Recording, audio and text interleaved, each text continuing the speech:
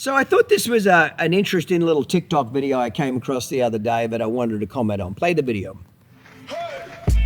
Raindrop, fucking up in the hot box, fucking on your bitch, yeah, looking up, open the crock pot, you came from nothing to something, nigga. I don't think about the quickest trick, but all of the banging. So she's desensitizing the horse to a plastic top. Great stuff, okay? Let me give you what my definition of flooding is, okay? Everybody might have their own definition, but I want to be clarified what my definition of flooding is. Typically, when you desensitize a horse to something he's frightened of, the main method that I use is approach and retreat. You approach the horse with whatever they're scared of, plastic bag, rope, stick and string, whatever the horse is frightened of. You approach the horse with the scary object. You keep the scary object there or the stimulus there. When the horse stands still and relaxes, you take the stimulus away and you retreat. And you keep building on that until you can get the object to either touch the horse or make more noise or whatever you're trying to do. That is how we desensitize 99% of horses, with a method called approach and retreat. You approach the horse, you do not take the object away until the horse stands still and shows a sign of relaxing, then you take it away. There is another technique you can use to desensitize a horse, which in my opinion is what is called flooding. And flooding, when done correctly, can be extremely effective and very, very good. But when done wrong, it can be a complete disaster as well, okay? Flooding is where you basically force the horse to accept the object. A perfect example would be you tie plastic bags to the horse's tail. You tie plastic bags to the saddle. You tie a bag of an empty trash bag full of aluminum cans to the saddle, and then turn the horse loose in the round pen, or turn him loose in a fucking arena, pasture, whatever. So when you tie something to a horse like that, it will run around the round pen, it'll kick, it'll bolt, it'll go crazy trying to escape what it perceives as a life-threatening thing that's trying to kill this horse. But because it's tied to the horse's tail, tied to its mane, tied to the saddle, as a general rule, it won't come off. So at some point, the horse will realize that it can't outrun it. It can't outrun the bag of cans, it can't outrun the plastic bag, it can't outrun the top, etc. And at some point, it will stop, either through exhaustion, or it'll stop and it'll realize, I don't need to be frightened of this. And it's a very effective way of getting a horse not to be frightened of it. Do I recommend true flooding in that regard? The answer is no, I don't. Why not? Because flooding in those examples that I just mentioned is extremely dangerous for the horse. Because often those horses, when they have something tied to them to where they can't get away from it, they'll race around the round pen, they might crash into the fence, break their neck. They might gallop and jump over the arena fence. Now they're loose in the pasture. They might run and gallop and slip and slide underneath the bottom rail, okay?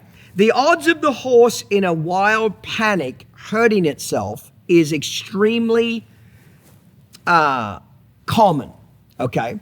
What this young girl here is doing is not flooding, okay? She's using approach and retreat, okay? Doing a great job of it too, okay? But people think that's flooding. That's not fucking flooding. Flooding is where you're physically making the horse accept it, okay? He doesn't have a choice. You're not using approach and retreat. Now, are there times when I'll use a flooding technique? Absolutely. A perfect example is when we saddle a colt for the first time, a filly colt, just a 2-year-old, we are technically flooding the horse. We are saddling the horse up. Sure, we approach and retreat, put the saddle pad on and off, and put the saddle on, and take the saddle off. We do that. That's called approach and retreat. But when we actually get the horse used to wearing a saddle, like physically the front cinch and the back cinch is done up, when we do both cinches up and we lunge that horse around and he starts bucking with the saddle, technically we're flooding the horse, aren't we? We've tied the saddle through a girth, front girth and back girth, to the horse. Once he gets done bucking and kicking and farting and trying to get the saddle off, he'll realize that the saddle's no longer trying to hurt him, which it's not. That's why when we saddle our 2-year-olds up, or any age horses never wore a saddle, we do it early in the morning, and then we turn them loose in a big arena so they get to walk, trot, and canter around the arena. Now, you might say, well, Clinton, can a horse get frightened of the saddle and run and crash into a fence? Absolutely, they can. Lots of crazy shit can happen starting 2-year-olds. But usually a saddle is not that overwhelmingly scary because it's leather, so it's not making a bunch of flapping noise like a plastic bag or a tarp or, tying a bag of aluminum cans to the horse, dumb shit like that. People do that shit. I've seen it my whole career, crazy shit people do to horses, okay? So, yeah, in that example, we are technically flooding the horse. The horse cannot get away from the saddle. But that's in a way that I think is a reasonable risk, because when I first saddle him, I'm in the round pen. I've got a halter and lead rope on him. I can control the situation if it starts to get a little out of control. Once he's used to the saddle for the first 20, 30 minutes, then I turn him loose in a big arena and let him wear the saddle in a bigger arena. So that would be an example. Putting a halter on a horse for the first time and letting him wear a halter is technically flooding him. You've tied the halter on him. So there are times when, quote unquote, flooding a horse works extremely well. But I use it very sparingly, because I've seen horses get into massive wrecks by people trying to tie something to a horse. The horse flips out. The horse blindly races. Okay, here's another example of a horse flooding themselves. I've seen lots of videos in my career of a plastic bag flew into a horse's shelter or pasture. You'll see this especially with baby foals and weanlings and yearlings, young horses. They'll go over there and they'll investigate the plastic bag on the ground. And then at some point they'll smell it and they'll lip it and they'll grab a hold of it. And when they grab a hold of that plastic bag, it obviously flaps and moves, which in turn scares the shit out of the horse. So what are two things happen to a horse when he gets really scared? His tail clamps up his arsehole and his mouth shuts. Horses get really tight in the mouth and tight in the butthole when something scares them. Well, because he's clamped down on this plastic bag, he'll jump, turn, and spin and take off, and guess what's flapping in his face? This plastic bag. I've seen lots of yearlings crash into metal fences, jump over fences, run through wire fences. Disaster. Not because the bag is tied to the horse, but because the horse is in such a panic mode and his mouth is so clamped down, if he would just open his mouth, the plastic bag will come out. But most of the time, they're in such a blind fit that their mouth is so clamped down on that bag, they won't let it go until they crash into something. That is an unfortunate accident. It's not the horse's fault. It's not even the plastic bag's fault. You keep trash picked up on your house. This could come from a neighbor, 3 streets over, this plastic bag ends up in your horse's pasture. So that's another example of a horse flooding themselves and getting into a wreck, okay? So typically, if I'm going to flood a horse, it's got to be for something really serious, a behavioral problem that's really serious, okay? That the approach, using approach and retreat isn't working. I've tried it enough, it's just not working. I'll give you an example. This is probably the last time actually I ever did this, where I really flooded a horse. When I say saddle a horse up, technically by the terms that I've defined, you are flooding him. So I'll give you that. But I don't really class it as it is, okay? It's not a risk that I think is unwilling to take with a horse, okay? I had a horse when I worked for Gordon McKinley. It was a 3-year-old gelding that we had to start, okay? And this horse's registered name was Shaking All Over. That's what they called this horse. And it was a quarter horse with a lot of thoroughbred influence in it as well. And this son of a bitch was spooky, jumpy, reactive. I mean, grasshopper fart, and this thing would get on its belly and shit itself, okay? So I get to start this colt, and I go out there and I'm doing all the desensitizing and groundwork and everything that I'm doing, and he's definitely getting better. But every day that I come out with this horse, the first 20 minutes is always the same. He's jumping, spooking, shying, doesn't want me to touch him, doesn't want the lead rope to touch him. And it's getting better, but damn, it's like an uphill battle every friggin' day. I feel like the first 20 minutes is just a repeat of trying to get back to where I was the day before. Okay? Well, after about 5 weeks of me basically training this horse, and I'm not really getting him quiet the way the horse should get quiet with the method, okay? So I'm getting really frustrated. I'm a young trainer. I'm getting really frustrated. I'm getting pissed off. I'm aggravated with myself. I'm aggravated with the horse. It's the middle of Australia, Rockhampton, Queensland. Okay, it's hot as hell, humid, hot as hell. December, January, middle of summer, hot as hell. Okay, I'm leading this horse from the stockyards to Gordon had this like 120-foot round arena to ride this horse in. Okay, and I've got the reins and I'm walking in front of this horse, and the horse is behind me. I don't know, 4 or 5 feet behind me. And I'm just kind of pissed off. I'm irritated. It's hot. I'm cranky. I'm just setting the tone for this situation, okay? I'm frustrated, okay? Something scares this fucking horse. And again, a lot of the time when this horse would get scared, you would never know what it came from. Maybe the wind blew his tail up his ass. Something touched him on the leg, a piece of grass. Who knows? Like most of the time, this thing would jump and shit and lay on its belly. You could never really tie it to what it was frightened of, okay? So something scared this horse, and this horse jumped forward, and it landed, one of its front feet landed on the back of my boot and landed on my spur. And just timing-wise, when it landed on my spur, I went to take a step, and I face planted on the ground, like instantly. Like it steps on me, and I go whack like this. And I mean, it happened so fast, I face planted on the ground. I gotta be honest, I just completely lost my shit. I was so angry, so mad, so frustrated. I jump up and I'm like, I'm gonna fucking kill this horse. I mean, I had literally just completely lost my mind. So I jump up, I grab the stirrup, the fender of the saddle. I'm hanging onto the reins, leather reins. And I'm swearing at this horse, I'm gonna fucking kill you. And I'm flapping the stirrup and fender. I am not hitting the horse. I want to make this very clear what I'm saying right now, because this is key to this little story. I'm not physically hitting the horse at all or striking him. But I've grabbed that stirrup and I'm flapping that fender as hard as I can. You sorry motherfucker, I hope you die. And this thing races across Gordon's pasture. And when I say races across it, its head's bent at like 90 degrees, like this, and it's galloping sideways. It's running so fast, I'm like a cartoon character where like each one of my legs is touching the ground about every 15 feet. Like it's literally hurling me through the air. But I'm hanging onto these reins with dear life, and I'm hanging onto this stirrup. The whole time I'm swearing at this son of a bitch, I fucking hope you die. I'm gonna kill you. And I'm just flapping. I'm trying to kill this horse with fear. Never once did I say I struck it though. Let's keep this in mind. But I have 100% lost my shit. I admit to that.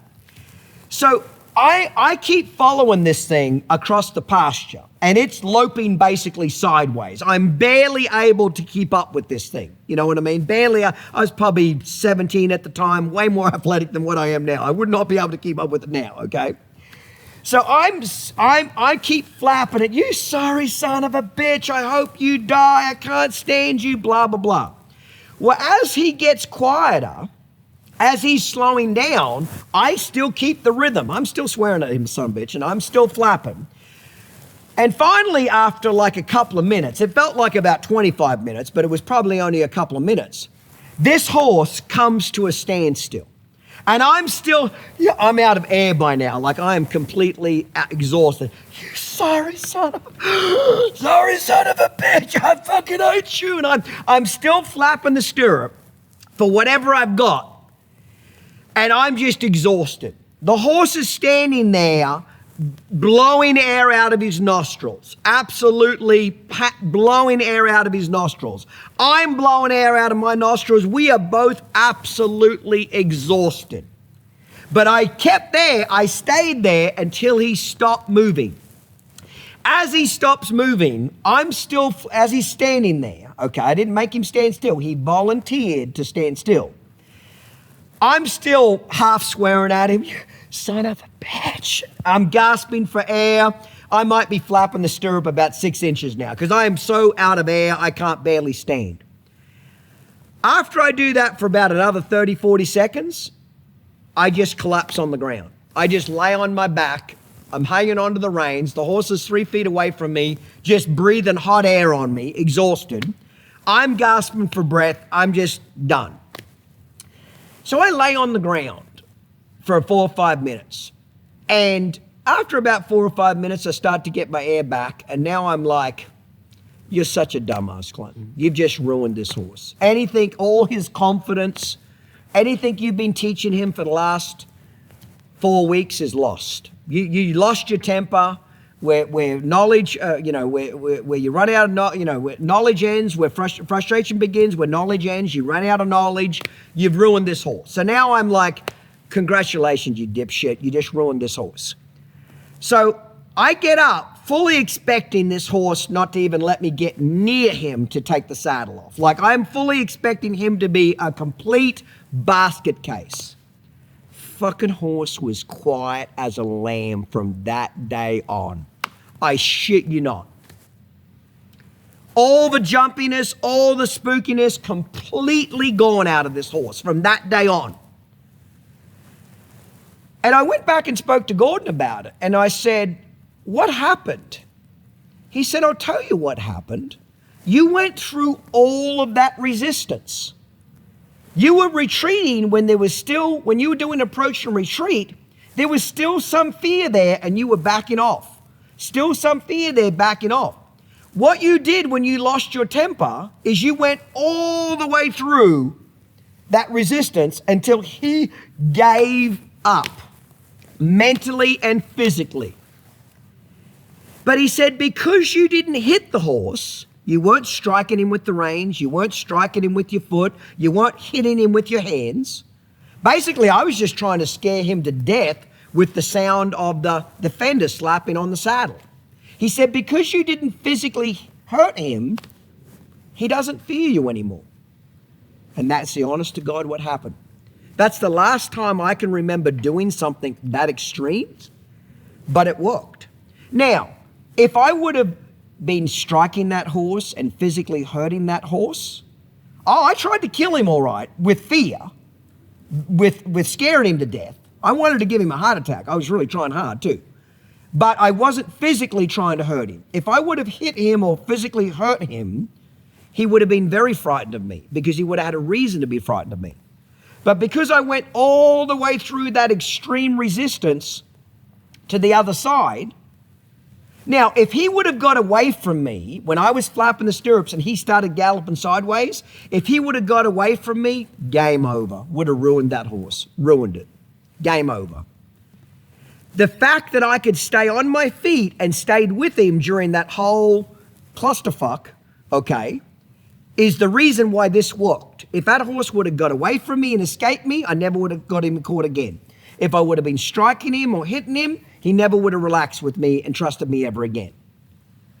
So even though it was risky what I did, okay, it could have backfired on me. That horse was a very extreme case of fear. But I also tell you, after that day, that horse was like this with me. Never was jumpy, spooky, reactive ever again with me. It's like he completely trusted me. It's like he said, you could have killed me then, but you didn't.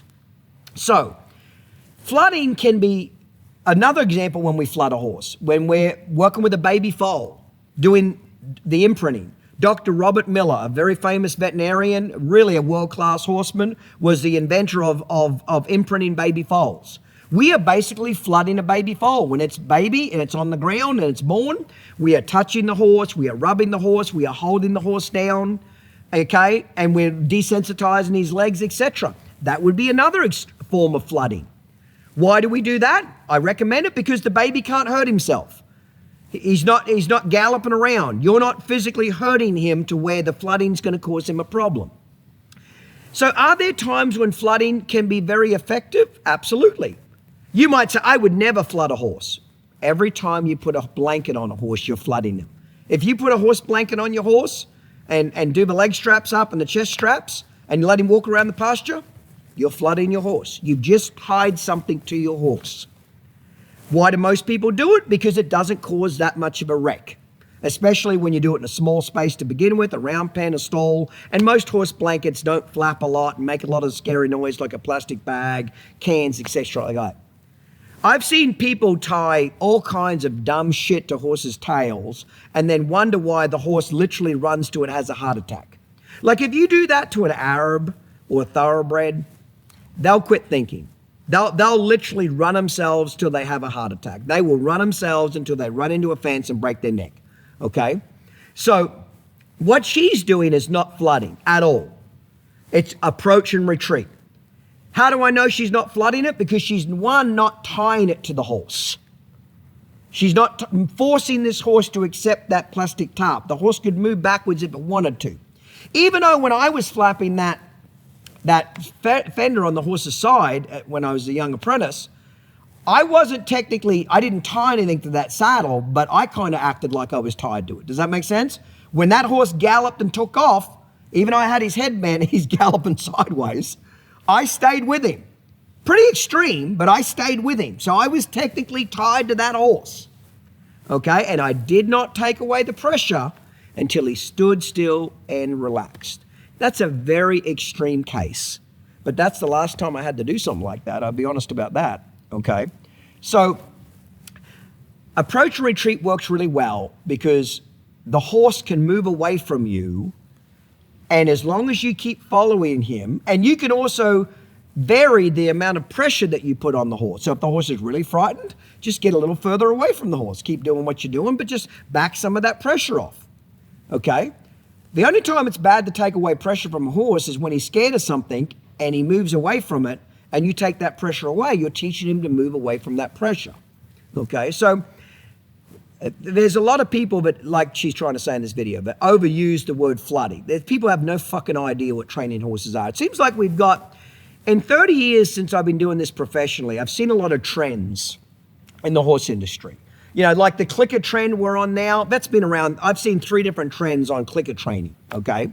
Now we're on this whole new age bullshit where desensitizing a horse is bad. Anything we do is moving their feet is torture and forced. What do they call it, Rochelle? Some dumb shit. They call it forced something. What do they call it? Forced, I can't understand. What is it called again? Learned, that's right. All these fucking liberal idiots from Canada. Learned helplessness. That's what they call it. That's what all these fucking Gen Z idiots call learned helplessness. Fucking wankers. Okay. They wouldn't know how to train a horse. They couldn't train a horse to eat grain out of a fucking bucket. They really have. They've read 3 books on training horses and now they think they're a horse trainer. Train 500 horses. Train 1,000. Then give me your opinion. Okay? But fucking around with one Mustang that you've got 7.5 hours a day, 7 days a week to get a halter on it, that's not training horses, okay? But anyway, I hope you enjoyed that story, but that's bringing back some memories, me running sideways midair across the ground, catching up to this horse.